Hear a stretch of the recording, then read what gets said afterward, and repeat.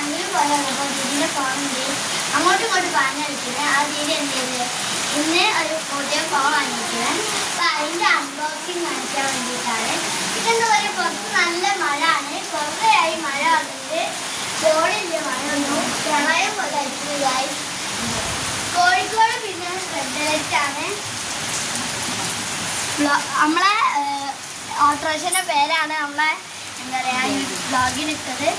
പിന്നെന്താ പറയുക, ബ്ലാഗിൽ പോയി വന്നപ്പോൾ ഉണ്ട് ദീദീൻ്റെ വണ്ടീൻ്റെ താല്പര്യമില്ലാണെന്നില്ല, എന്തൊക്കെയോ ഒരു ആവശ്യങ്ങൾ.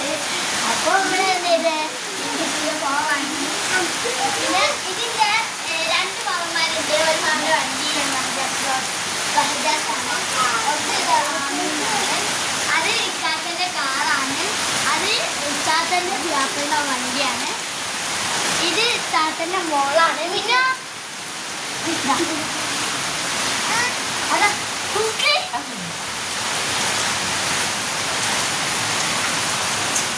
നമുക്ക് ഫോണെ കാണാം, ഫോൺ കണ്ടിട്ട് വരാം.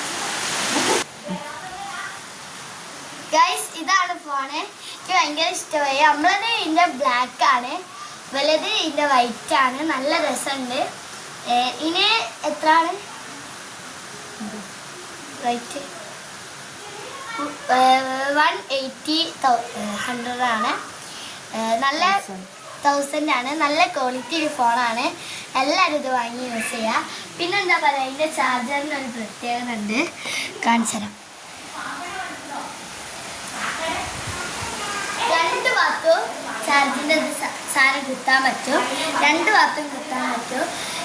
എന്താ പറയുക, അഡാപ്റ്ററിനുള്ളിൽ 2 ഭാഗത്തും കുത്താൻ പറ്റും. ഇതാണ് നമ്മളെ പൂച്ച.